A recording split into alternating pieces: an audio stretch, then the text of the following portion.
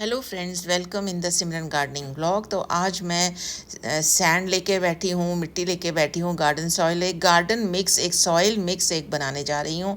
तो ये आप लास्ट तक मेरे साथ बने रहना, और जो नए हैं वो मेरे वीडियो को लाइक करें, शेयर करें और सब्सक्राइब ज़रूर करें। तो जिस पौधे का नाम आज हम ले रहे हैं, या जिस पौधे के बारे में आपको आज बताने जा रहे हैं, वो है अडेनियम।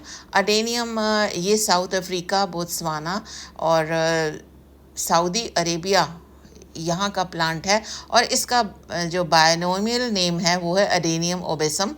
और ये प्लांट इतना बढ़िया प्लांट है कि इसको award, royal horticulture society award of garden merit भी मिला हुआ है।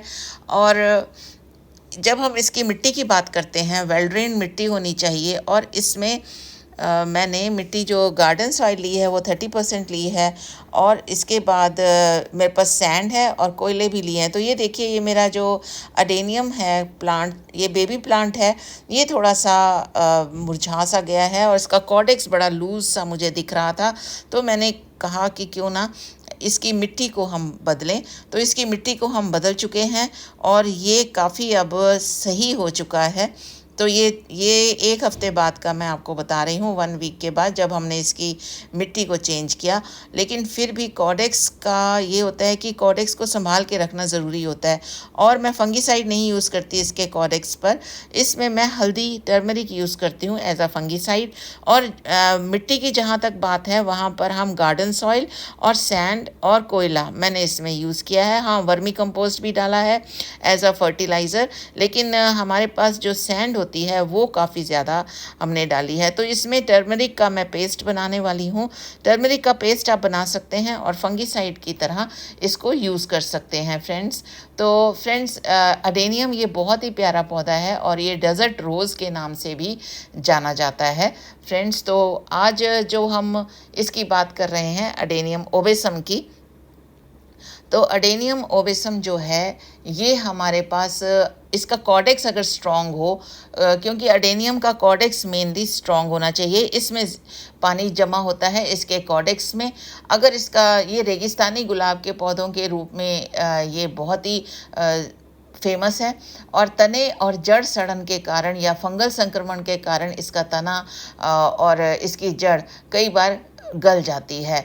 तो इसलिए उसके लिए मैं फंगीसाइड, यही वाला जो हल्दी का पेस्ट है, ये यूज़ करती हूँ। और इसका पेस्ट मैं कॉर्डेक्स पर लगा लेती हूँ एज अ प्रिकॉशनरी मेजर। तो इस तरह से ये हमने इसका प्रिकॉशन कर लिया है।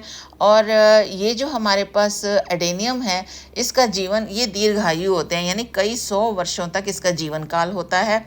और एडेनियम जो है ये गुड लक प्लांट भी माना जाता है, घर के लिए सौभाग्य लाने वाले पौधों में से एक है।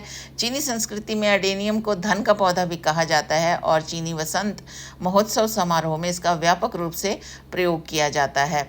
और इसका जो एडेनियम फूल कितने समय में लगता है, ये है इसका कि पहला फूल पूरी सर्दी के बाद पहली गर्मियों में दिखाई देगा।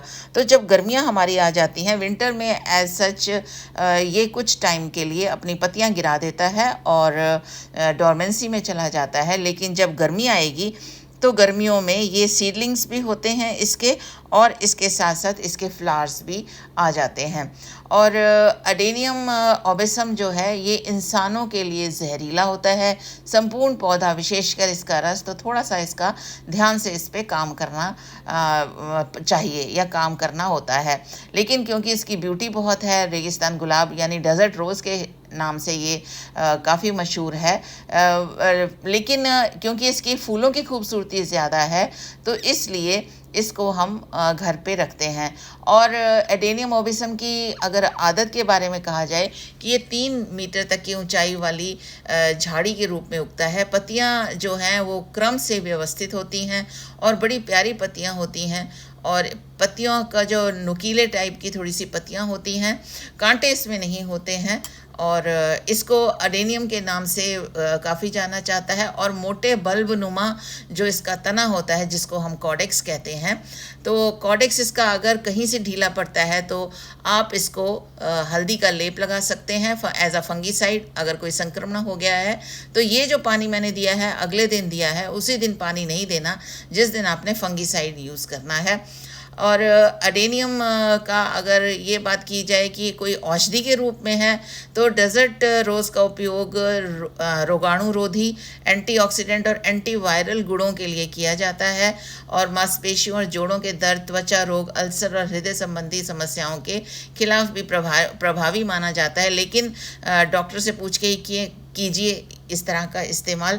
और अच्छी जल निकासी वाली मिट्टी इसके लिए बहुत ज़रूरी है। पानी अच्छी तरह से देना चाहिए, लेकिन जब मिट्टी इसकी सूख जाए तभी पानी देना चाहिए, जब इसकी मिट्टी ऊपर से सूखी लगे। और इसका फर्टिलाइज़र कौन सा है, अगर फर्टिलाइज़र की बात करें तो वर्मी कंपोस्ट एक बार मैं तो देती हूँ, ज़्यादा इसको फर्टिलाइज़र की ज़रूरत नहीं होती है। हाँ, इसको प्रोपेगेट कैसे किया जा सकता है, अडेनियम की कटिंग से भी किया जा सकता है और इसके जो बीज हैं, बीज से भी अडेनियम को हम उगा सकते हैं। और अडेनियम में अगर हम कहें कि पेस्ट कौन कौन से लग सकते हैं, मिली बग्स लग सकते हैं, कई बार एफिड्स और स्केल्स भी इस पर दिखते हैं और इनकी पत्तियों पर फफूंदी टाइप धब्बे दिखाई देते हैं, तो उसमें भी मैं इसी का ही हल्दी का ही उपयोग करती हूँ। तो फ्रेंड्स, आप मेरा वीडियो कैसा लगा प्लीज़ आप ये ज़रूर बताइएगा। और अडेनियम नर्सरी में अगर जाएं तो इतना महंगा क्यों है, क्योंकि कलात्मक रूप से अडेनियम पौधे दुर्लभ हैं। अफ्रीका और अरब प्रायद्वीप के रेगिस्तानी इलाकों का ये मूल निवासी है और अब दुनिया भर के क्षेत्रों में ये पाया जाता है।